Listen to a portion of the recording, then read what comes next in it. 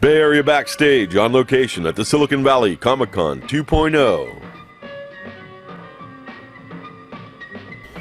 Science fiction, science fact, cosplay, comic books, amazing panels. Silicon Valley Comic-Con 2.0.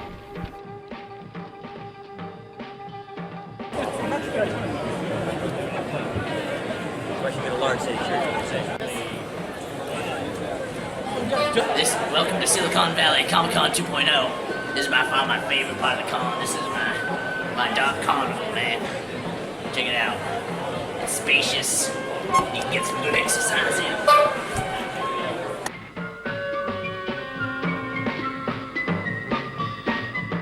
I am Sam Jones, Flash Gordon, and the way I know that is look at that banner behind me. My goodness. And I am here with the crew from Bay Area Backstage. Yeah. The trailer.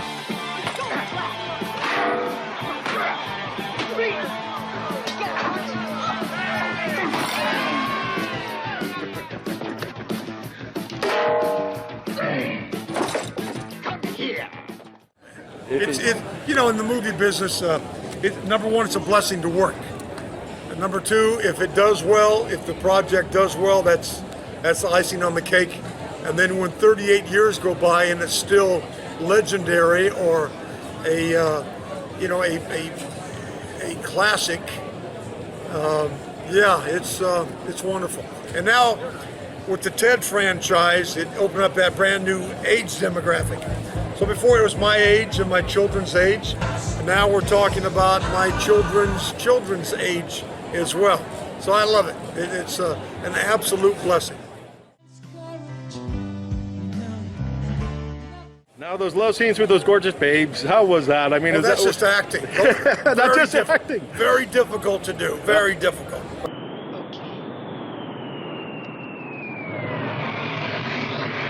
Are you getting over? Oh, my head. Oh, Flash, if it only was you. I was a Marine. I played Marine Corps football.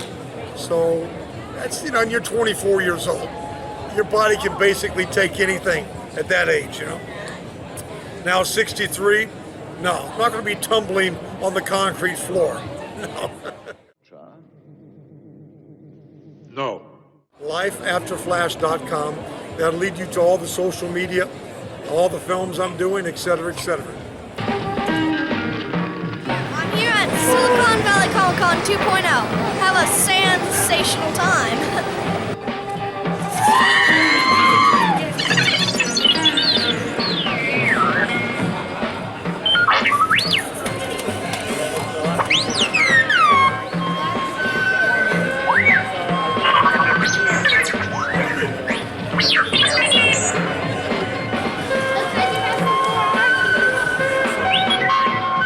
Hey, you're at Silicon Valley Comic-Con 2.0. Check out this William Shatner Tech Talk.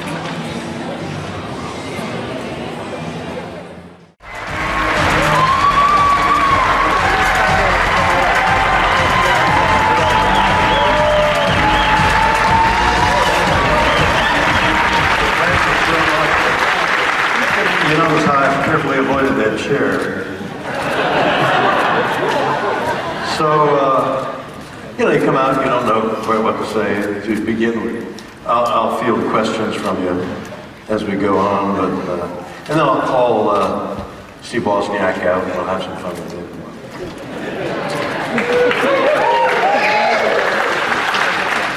So I don't feel too well. That's a nice sound. I don't feel too well. I don't know what happened. And I thought it was like indigestion. Maybe it is. But the same thing happened when I opened on Broadway in a one-man show.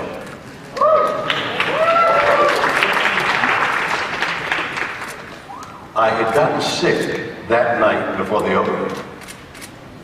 The next morning, I was played out, exhausted. I could hardly get up. My wife got me out, got doctors. Had made an acquaintance, really a nice friend of Dr. Oz, and he helped me as best he could. So now I'm standing backstage at the Music Box Theater on Broadway.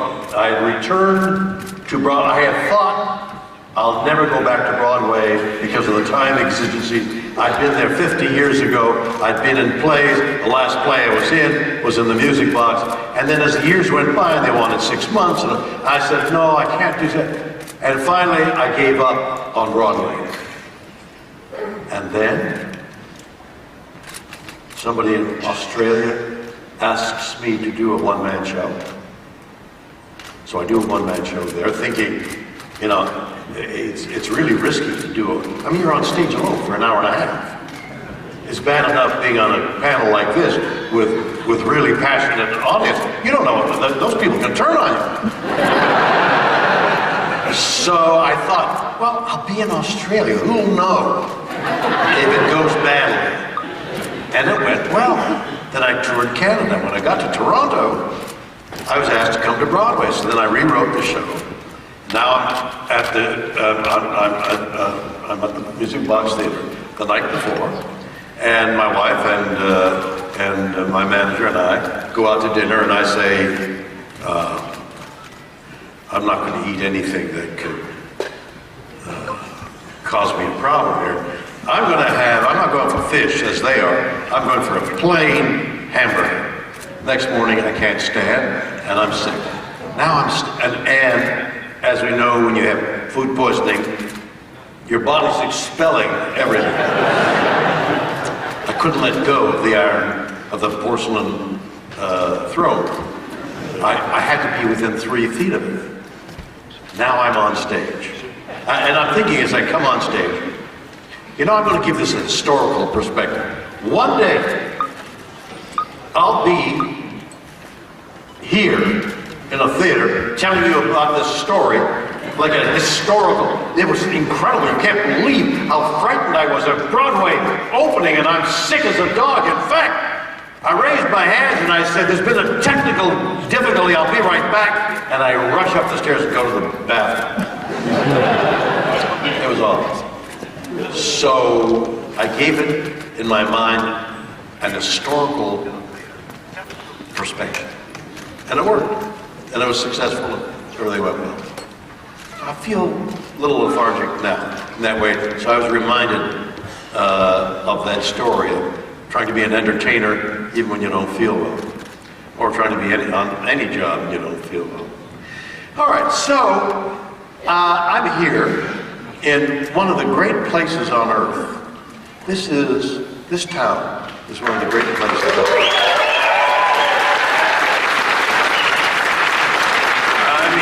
Not only are there the great businesses that have propelled the world, let alone the United States, into forging unbounded leaps ahead of everybody else, including what Mr. Wozniak invented.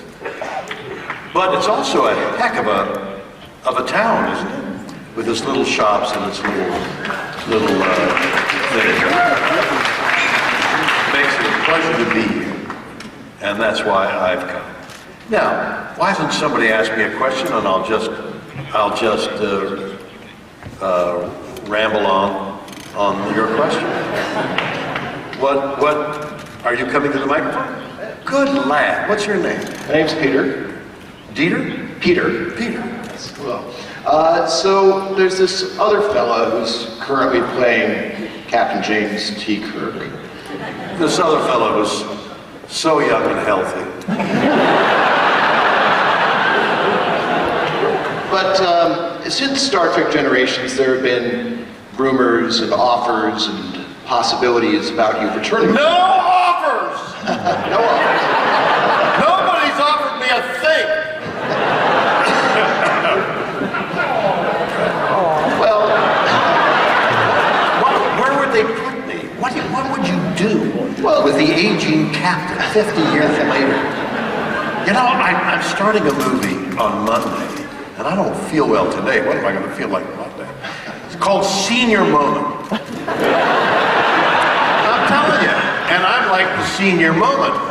And at one point on the first day of shooting, she takes my clothes off. Smart. What's her name? Designing women. Jean Smart. Jean Smart. Jean Smart takes my clothes off.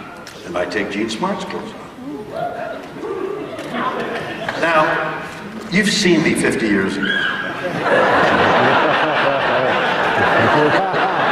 I mean, I had just worked out for a film called Alexander the Great. I'd lifted weights. I was in great shape. Now, what am I doing with a woman who's going to lift my shirt off and want to make love to me? I'm so embarrassed. I know it's an awe. I mean, you get old and you think, what I'm thinking is, this guy's a former test pilot, and I'm thinking he had the same experience, this character, Victor. He would have been in great shape, and now he's 70, and he's not in great shape. And would he be embarrassed as well? Would he say, no, I'll keep my shirt on? I don't know, but I think it's charming to keep my shirt on. What was your question? I think Chris Pine could learn something from that. Chris Pine, yes. He's got to stop working out. Become leaner and leaner. But you did say last year that you were still open to the possibility. I'm open! And time travel is a possibility. You could play the grown-up version of Chris Pine. Of who? Of Chris Pine's. He's 35 years old. Yes, but you could be the future version of his self. I am.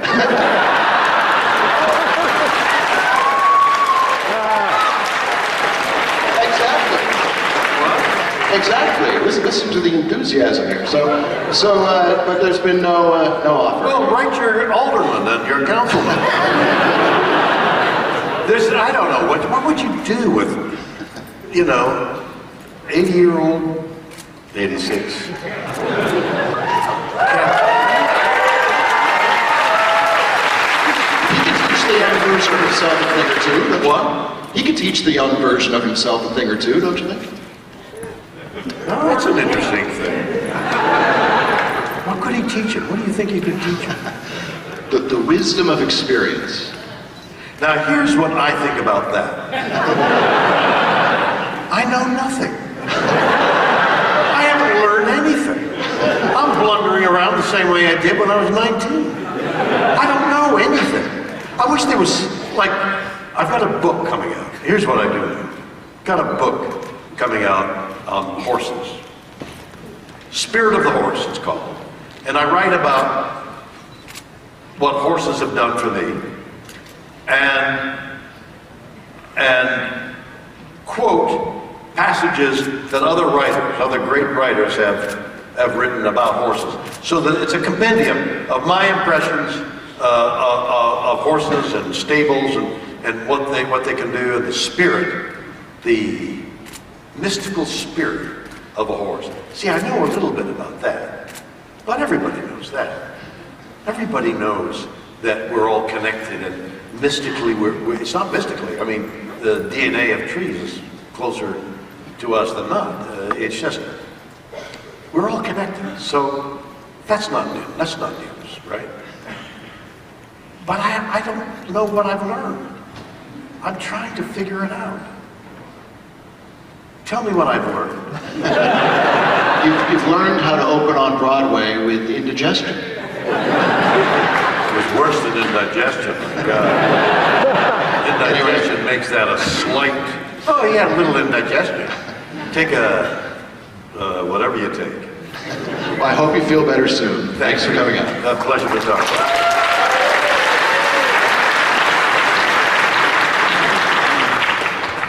Love You in Boston Legal. Wasn't that fun? It was wonderful. Yeah. There's one particular scene that I just wanted to hear how it happened. You and James Spader are in your beds, and he says something about Klingons, and you reply, "Oh, in the bed." Yeah. Every so often, in this movie, which senior moment, which I start on Monday, there were one or two references to Star Trek. Like, the character loves his cars, old Corvette, in lieu of a woman. He doesn't have any relationship, but he crashes his car, and they're taking his license away because he's gotten old. He's too old to drive, they say.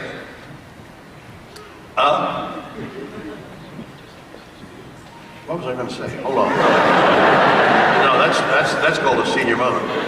So, what was it? What did you ask me? The references to Star Trek, Klingon. So at the end of the crash, car tumbles and it runs into an orange stand. And then the writer called for the oranges to tumble down.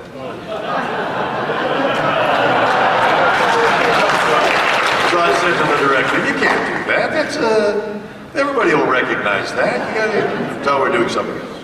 But every so often they like to refer, like pawing a chord for a Star Trek. And I don't know. Doesn't please me. Is that it? That's it, thank you. Thank you. Hi, Mr. Shatner. My name is David. It's such a pleasure to be here. Thank you, David. I've read a few of your books. And did you bring this, David? Came down right when I showed up. No, only one way to find it. So I've read a few of your books, and my favorite parts were always some of the pranks you played. You were a bit of a prankster, and I was wondering if you could tell us one of your favorite pranks that you played.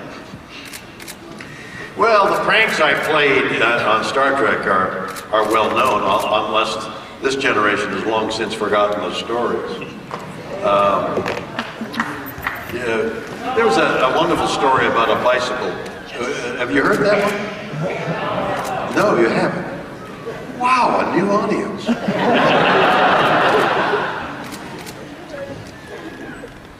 We shot stage 26, 27 Star Trek. Way a half a mile down Paramount Studios was the commissary. So you had to get out of when they called lunch, everybody had to go fast to the commissary because they would line up and lunch was an hour. By the time you got to the commissary, the time you got your food, the time you ate and got back was an hour. If you were in line first, if you were way in the back of the line, you didn't get any lunch. You were late. So I was a track star. I can say that, and nobody can prove me different. In my high school, I was a track star.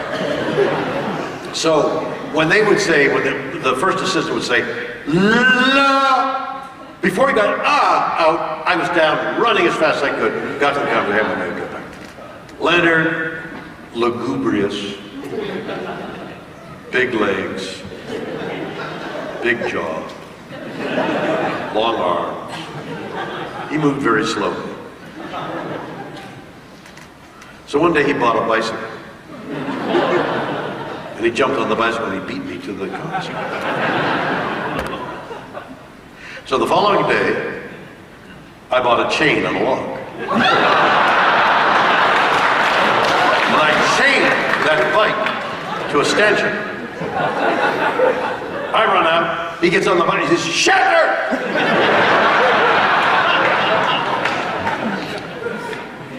Next day, he brings bolt cutters. And he beats me to lunch.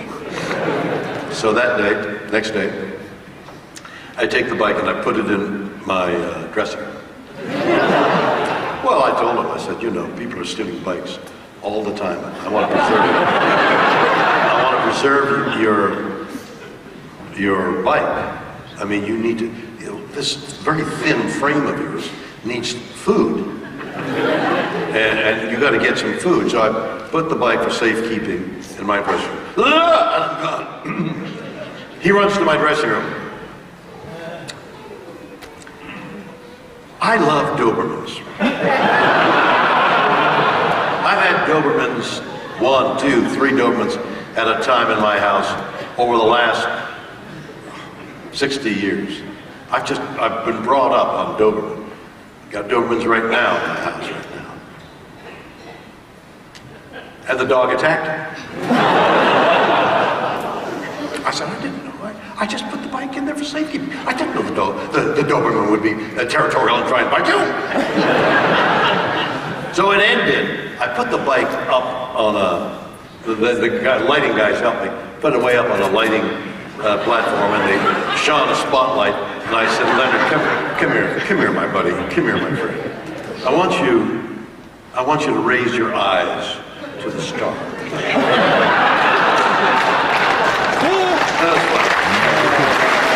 Thank you. Now, I've got the opportunity to bring the Woz.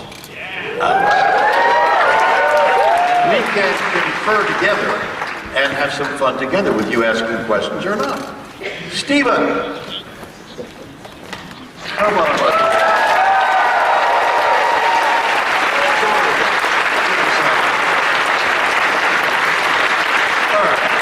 So, by the way, is it my microphone 9? I always ask the number of my microphone.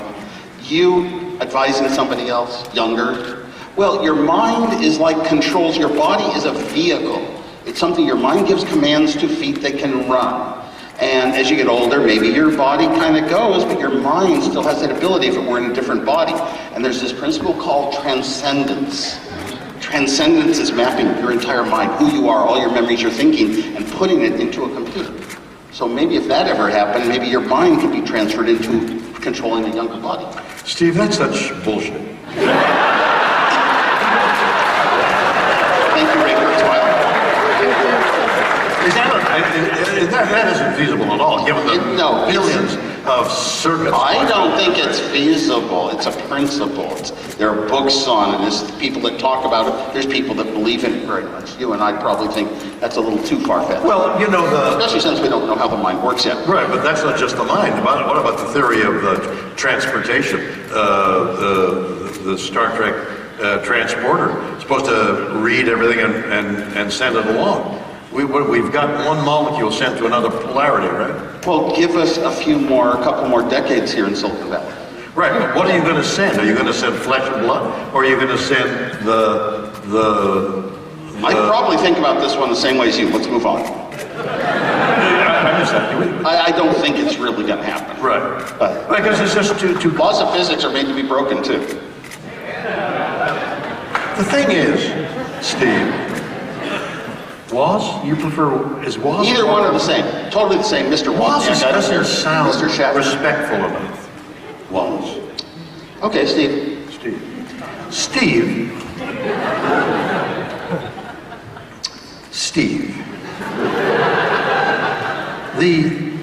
The principles of Star Trek are far-fetched, aren't they? Like the tricorder. See, the tricorder works, right? Because there's a tricorder now. Well, I mean, they've invented what, you know, a machine that will read your natural things going on. Sure, and we have cell phones nowadays. Yeah, but that doesn't approach the extraordinary leap of technological possibilities that seems so unreal. But we never know what the future is. We never know where we're going. Even those of us who create some of it have no idea where it's going to go and be applied. You know, we just make our best guesses, and if we keep plugging ahead and trying to move forward, sometimes we reach these things that were impossible once before. So, anyway. No, not anyway. That's really good. Now, you plugged ahead with a computer all those many years ago. Without knowing where it would be, right. Because at the time we created Apple, the amount of memory to hold one song cost $1 million. Do you think we foresaw today's... Was it one of my songs, perhaps? Any song can have it. I'll take it. I'll tell you, while I worked on designing those products, I watched Star Trek. Watched you on Star Trek every night. That's interesting. Inspiration? Absolutely. That's fantastic. So, yeah,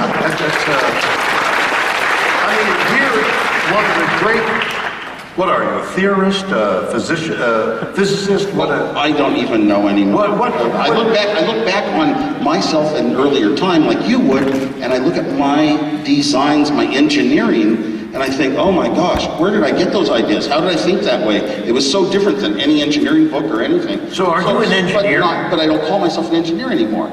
I mean, I don't really believe I'm an engineer. I love to sit down and just play with my computer programming small little examples so I can get into Facebook from China through my house. But you know, I think more I'm just like to be a mentor and inspire, that kind of. All right, so wait a minute. Are you saying, how old are you? 66.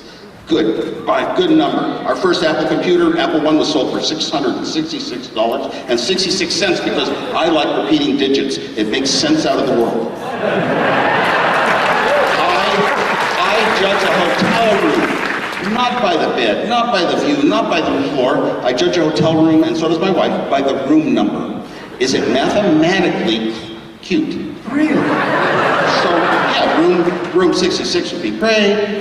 Room 426, well, 42 is the answer to everything, and 4 plus 2 equals 6. Yeah, room 1625, we were in once, and Janet goes, 16 is 4 squared, 25 is 5 squared. That was a good room. How thrilling to be married to both of them. But it's really intriguing, isn't it? The whole mathematical thing confuses the hell out of me. Does it confuse you? The mathematical thing, well, there's a level of mathematics builds up from starting points to ones that are further than that, starting in elementary school. Over and over and over, you build up in mathematics. And there are other things that you build up in too, like, you know, computer programming. And so you're never at necessarily the ultimate high level, only a very few people are. And were you capable computers? Well, you know what? I grew up as an engineer when mathematics was engineering. It was all mathematics and designing circuits with differential calculus, but then we had the digital side. I was both. The digital side, you don't need any more math than 5th grade. Every single bit of logic that designs, that builds up the computers and everything that's in your smart products and your computers, no, don't need any more math than that. I never had to use math in my work on digital stuff. The only thing in your smartphone that uses mathematics still is the radios are still back in the analog world. Difficult. That's difficult stuff. Those math guys are what I call the geniuses. But you didn't have any knowledge of quantum physics things. I had quantum physics classes, yes. I was Did an you? engineer. Was there? But did they know? I didn't have to apply that to design computers. That had nothing to do with it. No, but did all this weird? Yeah, they knew the weird stuff even then. Was That actually weird goes back stuff then? many decades, yeah. Yeah, when I was in college in the late 60s and 70s. That was back when Introduction to Computers was a graduate level course. And I got an A+. But I wrote so many programs, I ran our class 5 times over budget and money. Me and money, I never want to be near it. And boy, that was scary. It was like $50,000 I'd run our class over budget, writing programs to calculate good mathematical numbers for scientists. Well, you can't say that anymore, can you? Money. Well, yeah, I can. I totally disdain. I disdain. I do too much money. I don't want to be a part of it. I don't want to look at it. I've never once used Apple's stock app. Just let other people can deal with details and contracts. I gave away pretty much my money here in the city of San Jose, creating a lot of infrastructure.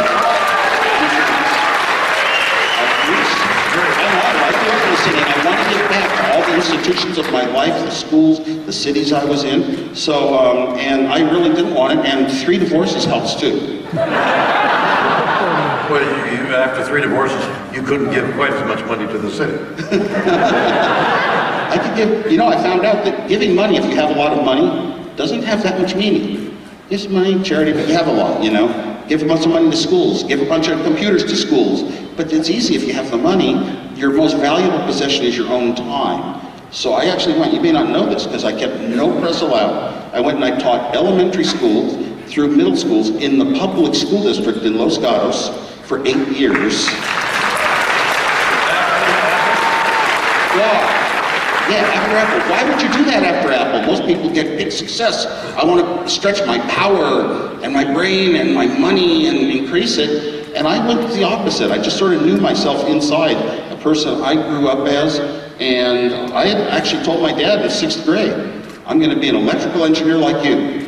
And I became a good one. And second, I'm going to be a 5th grade teacher.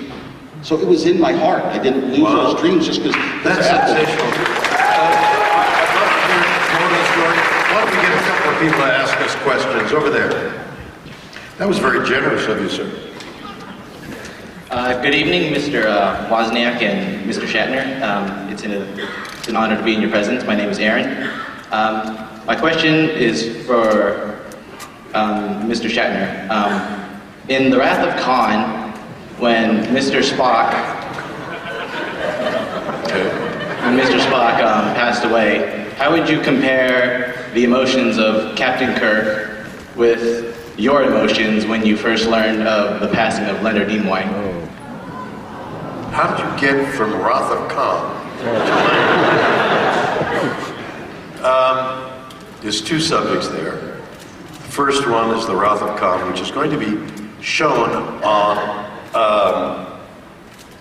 in 500 theaters all across the country. Fathom Entertainment is doing it. I did an interview recently to form the beginning of the Wrath of Khan. I talked about I was a teenager looking at a musical on Broadway, and I saw this wonderful dancer. And I just because I like dancing, and you like dancing. Your emotions are driving you. That's what I. So I saw this dancer, and I thought, wow, he's sensational. Years later, I saw him in movies, and he was a Latin Lovers. He was Ricardo Montalban. Then I met him on the set for the Space Seed, and he was walking with a cane. He had fallen off a horse, and it was limited movement. Then when I worked with him, and we never had a scene together, when I worked with him on the movie The Wrath of Khan, he was in a wheelchair. He had these enormous pectoral muscles because he was doing weight, and then I got to know him better, and I visited with him frequently and mourned his passing. As for Leonard Nimoy, he was my dear friend. I wrote a book called Leonard about my relationship with Leonard. We had so much in common, birth date, upbringing, everything about our lives was so similar that I thought of him as my brother, which I never had. And so it was awful. Yeah. And what a way to die with. Was that a horse story? Huh? Ricardo Montalban, did you say he fell off a horse? Yeah, horror story. I remember when I worked on the series, one episode of The Big Bang Theory, and then Kaylee Cuoco shortly after that fell off a horse and had to get injured and do some scenes in a wheelchair that you couldn't see. Who did? Kaylee Cuoco. Kaylee Cuoco. Kaylee is really good horseback rider. She's a jumper. Yeah, it's risky. I was spun off a horse a couple of years ago and broke my leg. 6 weeks with a broken, whatever the bone that is. Speaking of injuries, Mr. Wozniak, how did you injure your wrist? Well? How did Mr. Wozniak injure his wrist? Speaking of injuries. Who's asking? Yeah, how did I injure my wrist? Yes, sir. It was about 3 weeks ago. Got in a hotel, I go to the mini bar, I pull out a bottle of Coke. You know how hard those caps can be to unscrew, especially when they're frozen? Oh, I pulled so hard because I'm really strong in my right hand, and wow, I pulled something. My thumb felt like a splinter way in the middle of you. When pain comes from the inside, not from the outside, it's so horrible, and went through just restricting the movement of certain nerves for now. Wow. It's and sometimes I still get a little bit of that kind of excruciating pain, but it's getting better. So I wear this, I take it off as easily as I feel. No, it was something I've never had that kind of pain in my life. And I'm really immune to pain. I don't even notice it. Scrape. Got a big old gash here. I scraped myself, just holding the key, opening a cardboard box, key, scratched myself. And I didn't even feel it. Didn't even yell, but I don't know, this inside, some kind of inside thing. And the nerve, here's what would happen. Open it up, for about 30 seconds. Couldn't move. And then it's like just got my toe really bad. And then I felt this buzz and electricity in my thumb. So anyway, that's something to experience. I will never again open a bottle with my right hand. I use my left hand. Must have been a bad room number that you had at that hotel.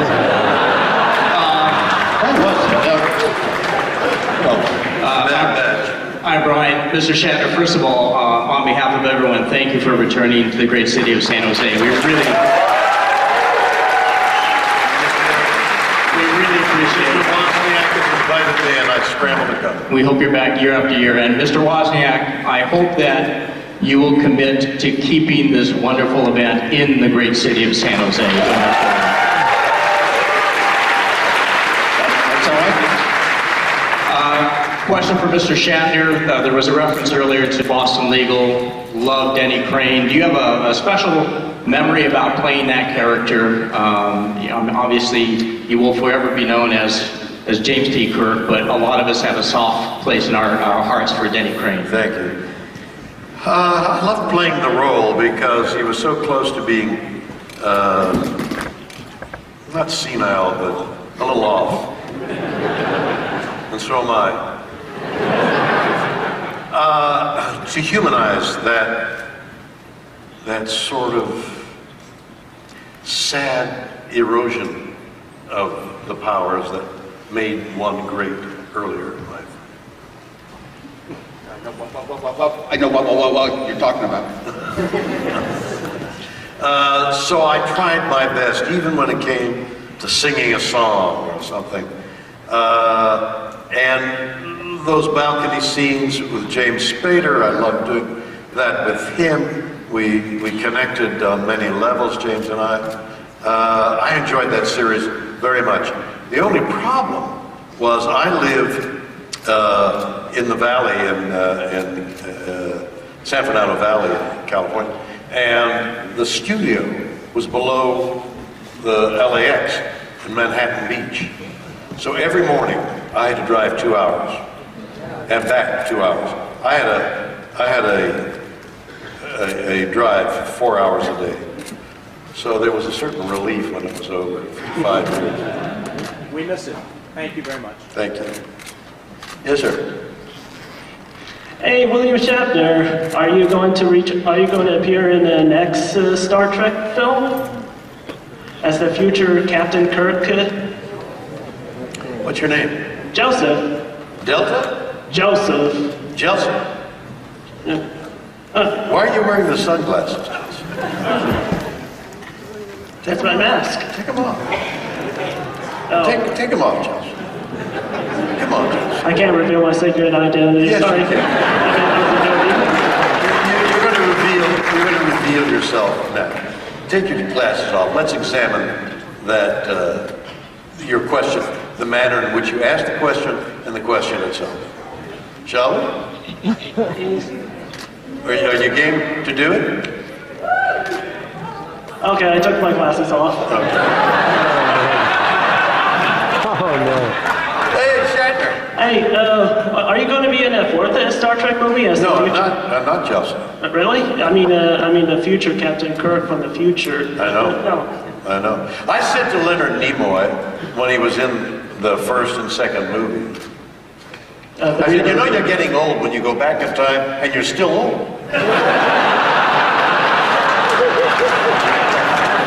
I was hoping that you will travel back in time to probably prevent the Romulan. No, just simplify it. Just say it simply. Ask me what you want to ask me. Okay.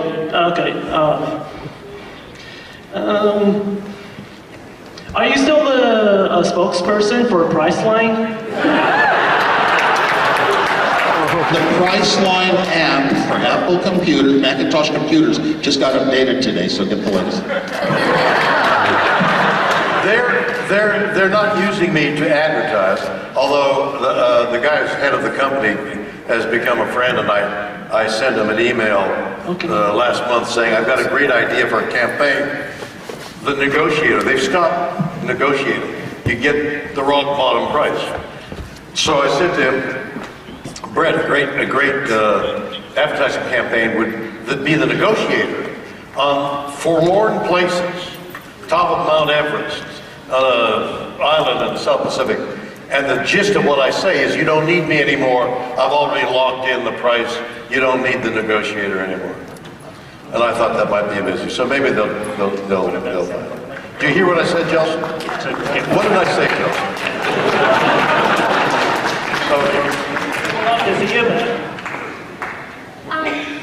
What's your favorite thing about being an icon? Wait a minute, what? What's your favorite thing about being like a sci-fi icon? My favorite thing about being a sci-fi icon? Yes. What would you think it would be? Go to the microphone, dear. Lots of fangirls?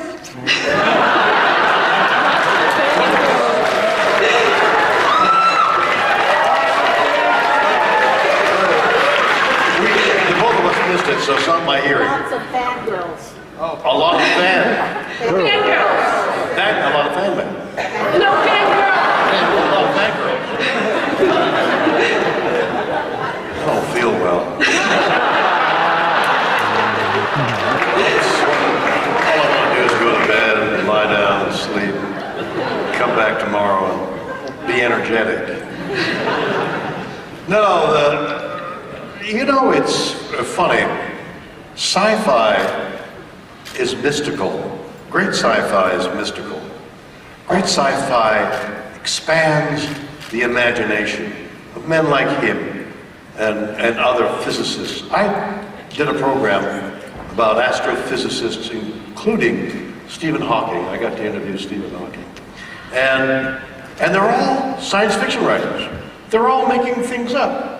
You know, I think there's a black hole. No, I think there's two black holes. And you know what? There's an event horizon, and every information that goes in doesn't come out. No, it does come out. I said, and they're making things up. They're writing chapters. And then they get the maths and they say, this proves my theory. Although, no, it doesn't. And astrophysicists, to a great extent, are science fiction writers. But listen to the magic that's out there. Science fiction. And it isn't fiction. The strangest things in quantum physics that have taken place, Woz says that it was there when he was in school. I thought I was cognizant of all that stuff, but I guess I wasn't. Because I began to hear only in the last few years things wink into existence by examination, and when you stop examining them, they wink out.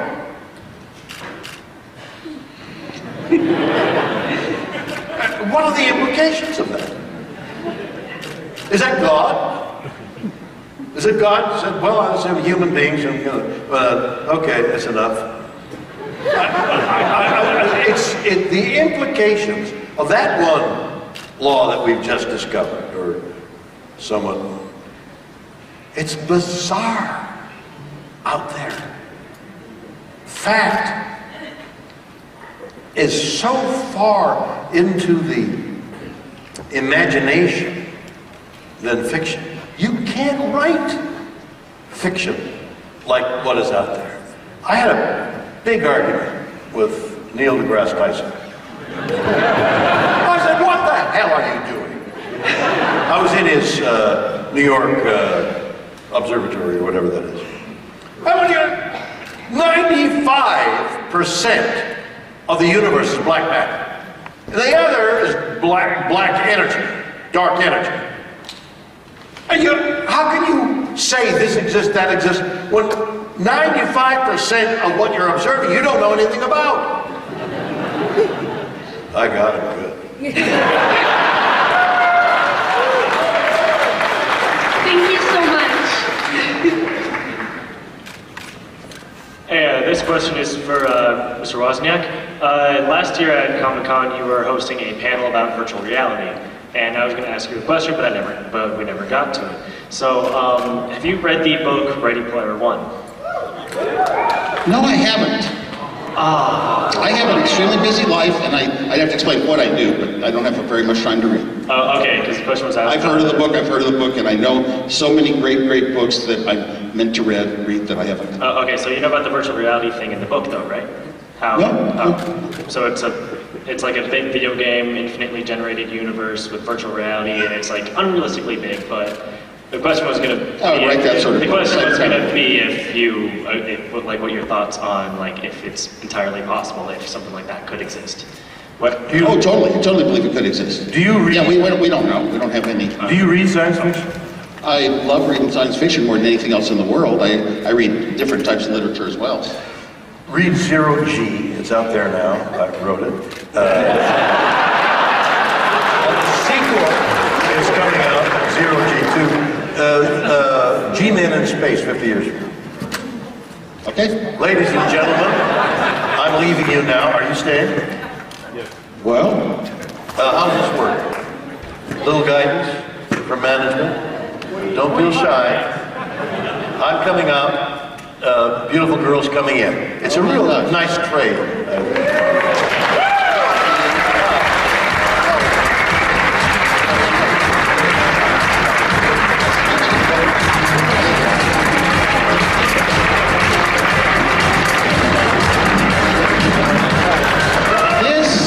This is going to be very strange for me.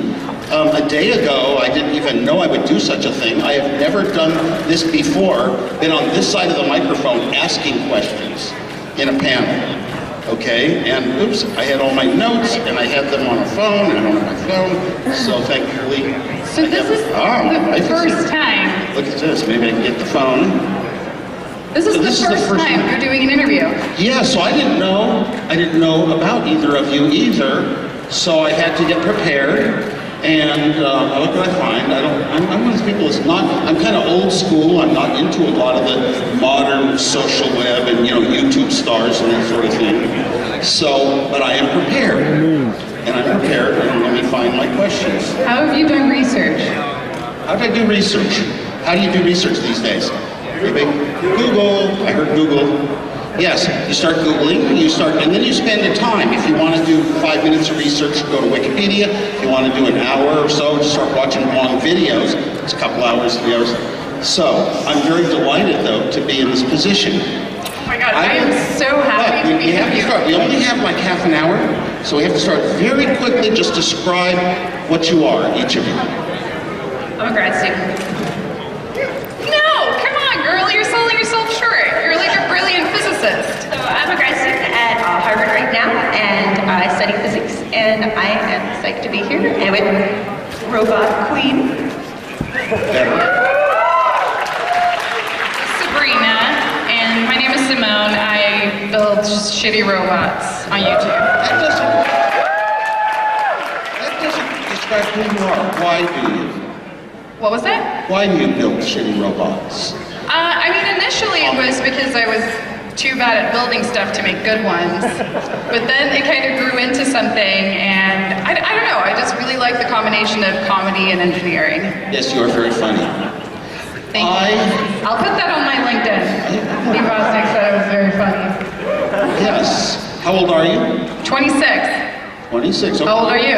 Personality settles down about 18 to 23, so you are who you will be forever, pretty much, each of you. My questions are going to be to both of you, pretty much. Each of you, would you take a one-way trip to Mars? I would send somebody there one way, but I wouldn't take it. That's a really hard question for me because I so badly want to go to space. That is my ulterior motive for pretty much everything I do. But one-way ticket is a tough one. I'd say I'd take 1.5 ticket. I don't even know Any age in my life, I would gladly be one of those people. Yeah, you'd go? I'm sorry, it's not about me, I'll tell you. Okay. What's more important in work and education, knowledge or motivation? You need the motivation to want to learn more, and then at some point, if you're not into it, you won't learn it.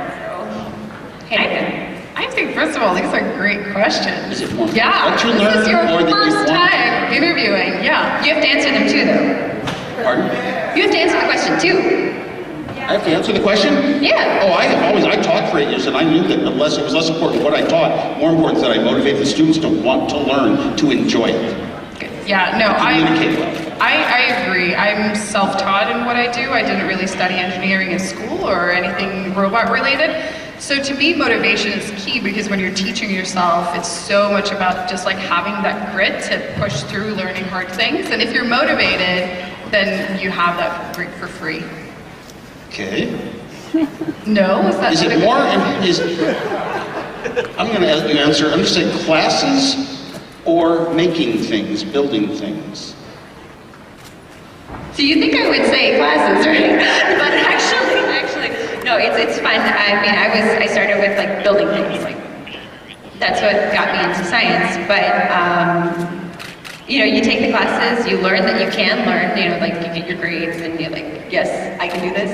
But at some point, you got to start learning on your own, even like if you are an academic route. And so I think that whatever it takes to get to that stage is what you need. So it's not just classes. And I think if anything, making something is fulfilling and helps you motivate to do whatever grunt studying you need to do in the meantime. Okay. Some of us run into people that say, should I go to the university this year or get involved with this little startup? That sounds fun. Depends on where you're in the startup, right? It's your startup.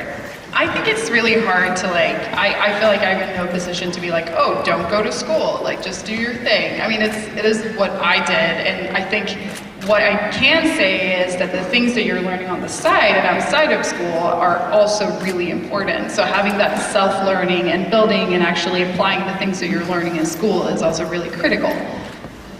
Fucking diplomatic over here.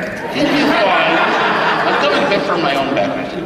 By the way, I did go back. So we started Apple without college educations, and I'm the one who went back and got it. Had to go under a fake name. My Berkeley diploma reads Rocky Raccoon Clark.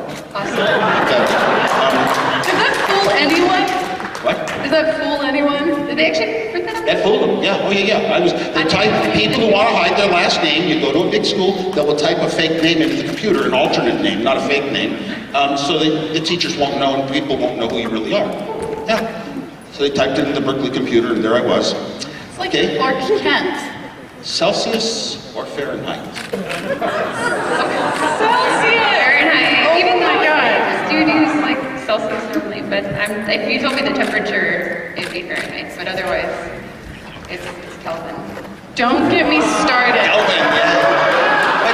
Don't get me started on imperial. So I'm from Sweden. I grew up in Sweden and I moved to the States. I've been living here for about 1.5 years, and like, oh my God, how do you do it? How does your brain work? Like it just doesn't make sense. What does Celsius offer as an advantage? I mean, Celsius is, the temperature scale is probably the least controversial one, but like yards and inches and all those things, what is going on? I have no idea. How many yards are there in a mile? 1,750. Yeah. What the fuck are you doing? Who chose that number? The British. Okay, yeah, let's bring the British. That's uncontroversial as well. Frankly, I think making everything multiples of 10 is a bad choice. Why? 10 is not a natural base of numbers. It doesn't come from nature. It came from human beings. You do 12 because it's divisible by It should one have been thing. 16 or 8. Yeah. Okay? Chop off a few fingers while you're at it. Well, then I have one. Well, by the way, to me, Celsius, the comfort range is the 20s in Celsius. If it's below 20, it's cold. If it's above 30, it's hot. That's how humans think. Beautiful system to remember that by. Anyway, next question is a very difficult one, science one. Cats or dogs? There's a cosplay contest with puppies like in a few days, right? Like that's gotta be.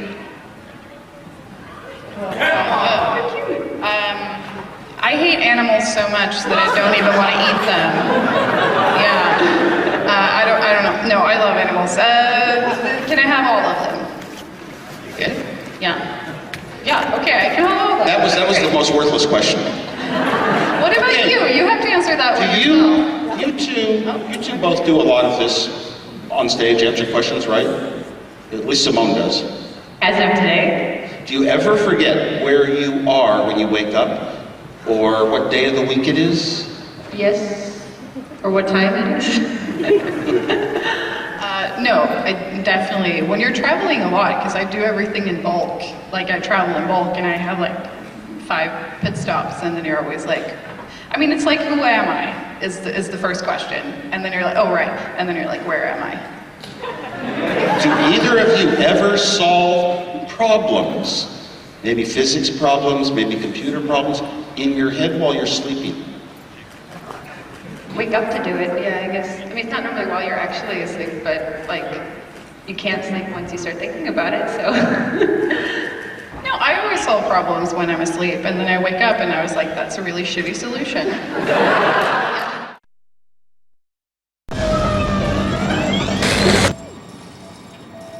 We are in retreat.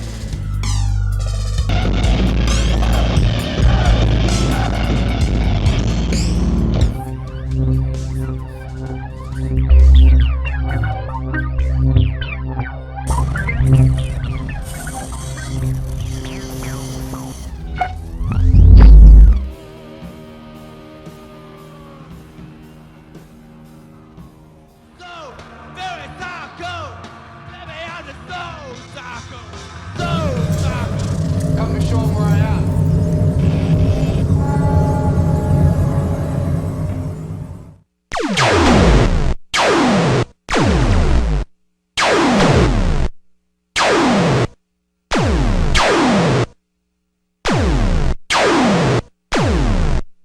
Destroy the humanoid. Intruder alert, intruder alert. Intruder might not escape.